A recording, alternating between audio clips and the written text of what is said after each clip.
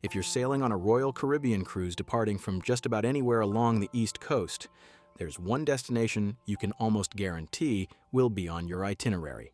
Perfect Day at CocoCay. This private island in the Bahamas has become the crown jewel of Royal Caribbean's shore excursions, a custom-built paradise blending beach club luxury with water park thrills. I've visited CocoCay many times, even before the massive $250 million transformation that turned it into the blockbuster port it is today. And whether it's your first visit or your fifth, there are things I promise you'll wish you had known in advance. First, understand this. Perfect Day at CocoCay is enormous. It's not your average beach break with a few chairs and a tiki bar. This is a purpose-built, multi-zoned island resort designed to impress and extract both casual sunseekers and high-end cruisers alike. Spanning over 125 acres, the island is larger than Disneyland's Magic Kingdom. It has its own tram system, a freshwater pool that could fit an Olympic swimming competition, and enough beach space to comfortably accommodate tens of thousands of guests. If you don't have a game plan, you'll waste time wandering, and that's precious time you could be spending with a frozen cocktail in hand. While Royal Caribbean doesn't officially split CocoCay into distinct districts, thinking about the island in three main zones makes navigating it much easier. The first is the heart of the island, Chill Island and Oasis Lagoon. This is where most guests spend their time and where nearly everything included in your cruise fare is located. Chill Island offers wide sandy beaches with calm turquoise waters, rows of free loungers, and shaded areas that go fast, especially if you're not off the ship early. Adjacent to Chill Island is Oasis Lagoon, the largest freshwater pool in the Caribbean. It stretches across an area so big it's got private coves, a central island, and even a swim-up bar that becomes a social hub or party zone depending on the crowd. Then there's the second zone, Thrill Water Park. This is the part of the island that dominates all the photos, the towering slides of Daredevil's Peak twisting into the sky, the massive wave pool, and the adventure pool with floating obstacle courses. It's a visual and literal centerpiece, built not just to entertain, but to upsell. It's hard to ignore it as you walk past, and that's by design. Finally, you've got the third area, Coco Beach Club and South Beach, located on the far side of the island. This is where the premium experiences live. The Coco Beach Club offers an upscale retreat with overwater cabanas, a private infinity pool, towel service, and a la carte dining featuring lobster and filet mignon. It's elegant, serene, and expensive. South Beach, on the other hand, is free to access but more tranquil due to its location.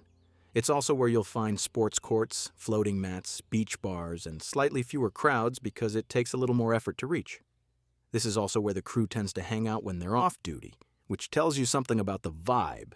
To help navigate all this, maps are posted throughout the island, and many guests download them from Royal Caribbean's app ahead of time. But having a mental map before stepping off the ship can make a huge difference. Knowing where to head early on, whether it's scoring a shady lounge chair at Chill Island or racing to the water park entrance before the lines build, can save you time, money, and stress. Once the island gets busy, it's much harder to move around quickly, and it does get busy. CocoCay is now a must-visit port included on more than half of all Royal Caribbean itineraries. With 2 Oasis-class ships in port, you're looking at over 10,000 passengers on the island in a single day. And while it's spacious enough to absorb the crowds without feeling claustrophobic, certain areas can feel downright packed. Oasis Lagoon's swim-up bar becomes standing room only. Lines at snack shacks grow around lunchtime, popular stretches of beach are often towel to towel by noon. Royal Caribbean has acknowledged the demand and is expanding capacity even further, with new developments like the adults-only Hideaway Beach scheduled to open soon. The goal?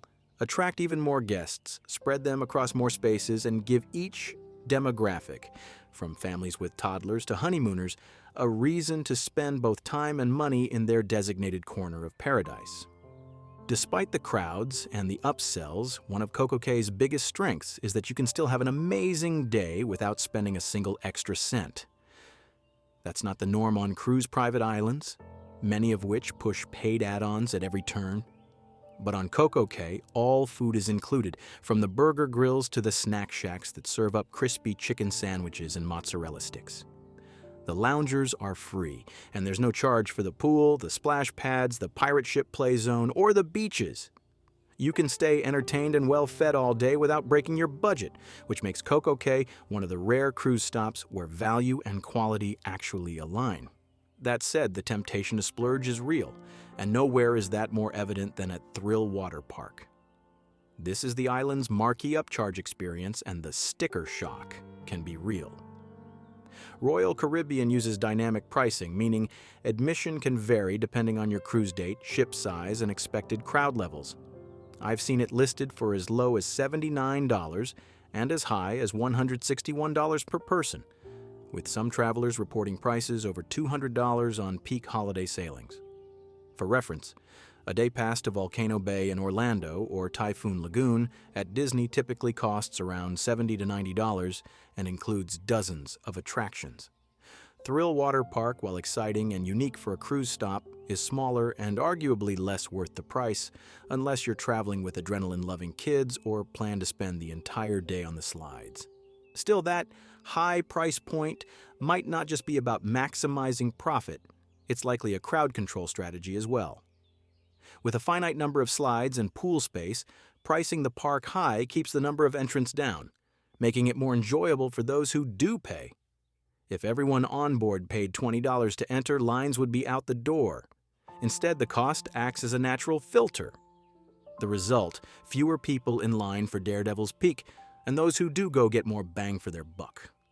So yes, CocoCay is big, yes, it's busy, and yes, there are endless of opportunities to swipe your SeaPass card, but if you know the layout, pace yourself and prioritize what matters most to you. Whether it's lounging at South Beach, tackling the wave pool, or sipping a drink with your toes in the sand, it's possible to craft your own version of a perfect day without overspending or feeling overwhelmed. One of the best-kept secrets at Perfect Day at CocoCay, and something that surprisingly flies under the radar for many guests, is that your onboard drink package and internet plan actually work while you're on the island. This might not sound like a big deal at first glance, but for frequent cruisers, it's a game changer. At nearly every other port in the world, the moment you step off the ship, your Wi-Fi vanishes and your unlimited cocktails are suddenly very limited. You're back to paying a la carte. $12 margaritas, $9 beers, and Wi-Fi that's either non-existent or requires a local SIM card or day pass. But not at CocoCay. Because Royal Caribbean owns and operates the island, it's seamlessly connected to the ship's infrastructure. That means your deluxe beverage package, which can cost $60 to $90 per day depending on your sailing, still works as if you never left the vessel. Want to sip a pina colada on Chill Island? Covered. Fancy a mojito with your floating lunch at South Beach? No problem. And your Voom Wi-Fi, marketed as the fastest internet at sea, stays active throughout the island too. You can Instagram your beach selfies in real time, FaceTime your friends, check in with work emails from a hammock, or stream music while floating in the ocean, all without paying an extra dime. This integration effectively adds another full day of value to both packages, and for budget-conscious cruisers, it's a serious bonus.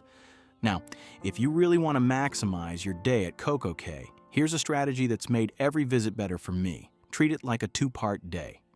Most ships dock at the island around 8 a.m. and stay until 5 p.m.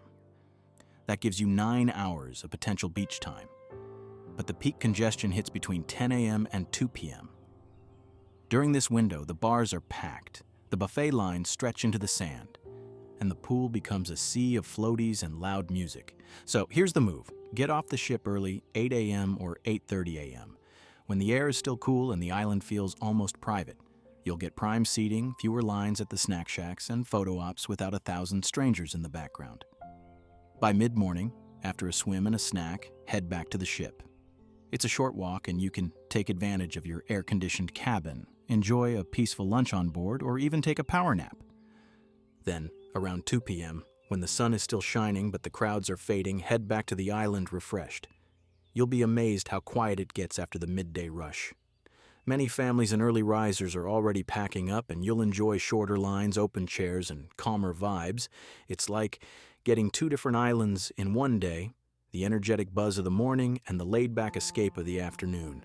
When it comes to beach options, not all shorelines are created equal at CocoCay. Chill Island is the default for most guests. It's the closest to the ship and packed with loungers, umbrellas, and soft white sand. It's where most people naturally end up, so if you want energy and accessibility, that's your zone. But if your idea of paradise involves fewer people, South Beach is the hidden gem. It's a bit farther out, which means fewer crowds, but it has everything you'd need: bathrooms, a bar, a snack shack, sports courts, and lounge chairs aplenty. It's also where the ship's entertainment crew tends to unwind when off-duty, always a good sign that you've found the chill spot. If your goal is pure serenity, Harbor Beach, tucked in the island's interior, is your best bet. Since it's fed by an inlet and shielded from ocean winds, the water is consistently glassy, perfect for floating, paddleboarding, or simply relaxing without the background noise of crashing waves or beach games. On the flip side, some parts of the island are intentionally rowdy. If you're the party type, or the avoid the party type, there are two areas you need to know. First, the swim-up bar at Oasis Lagoon. It's the social hub of CocoCay. And while that makes it fun, it also makes it the most crowded and loudest part of the island. Think poolside DJ, groups doing shots, and people squeeze shoulder to shoulder on pool stools. It's lively, but not for everyone. The second is the floating bar off South Beach, which is exactly what it sounds like: a small wooden bar floating offshore, accessible only by swimming or paddleboarding. The bartender literally kayaks back to shore to restock ice. It's quirky, memorable, and gets wild by the afternoon. If you're looking to party, it's awesome. If not, maybe steer clear. And then there are the cabanas, which are where the luxury really kicks in. CocoCay has 3 main cabana zones: at Chill Island, at Thrill Water Park, and at the exclusive Coco Beach Club, which offers the most premium experience. Prices vary, but don't be surprised if you see a price tag of $1,000 to $2,500 for a single-day rental. Shocking, maybe, but when you break it down, it's not always as outrageous as it seems. For example, a cabana at the Thrill Water Park includes admission for 6 guests. If water park tickets are $150 each, that's $900 in tickets alone, meaning you're paying around $100 to have your own shaded private retreat, stocked with drinks, towels, and attendance service. The overwater cabanas at Coco Beach Club include private ocean access, floating loungers, concierge service, and a sleek, secluded setting. If you're traveling as a group or celebrating something special, the price becomes easier to justify. Lastly, let's talk food, and it's better than you'd expect. While you might assume a private island means overpriced snacks and soggy burgers, CocoCay nails the dining experience. The snack shacks in particular are excellent. The crispy chicken sandwich and loaded fries have become cult favorites among regular cruisers, and it's all included in your cruise fare. These quick-serve stations tend to be less crowded than the main buffets, which can feel more like school cafeterias during the rush. If you're craving something elevated, Coco Beach Club includes a full-service restaurant where you can order filet mignon, lobster tails, shrimp skewers, and premium desserts, all part of your beach club admission. But even if you're not splurging, just knowing that you can head back to the ship for lunch, where specialty restaurants are still open, is another smart way to eat well without the wait.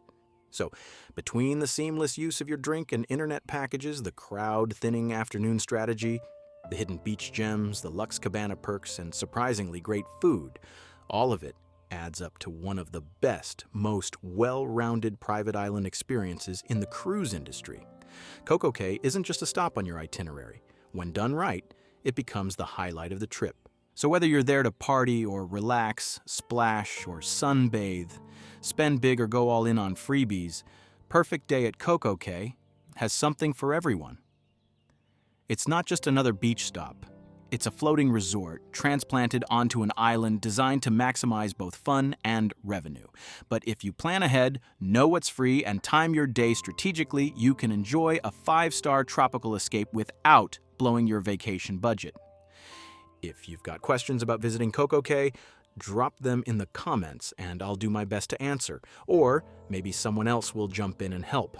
Either way, like and subscribe for more cruise tips, and don't forget to check the description for more guides and tips to make the most of your next Royal Caribbean adventure. Until next time, happy sailing.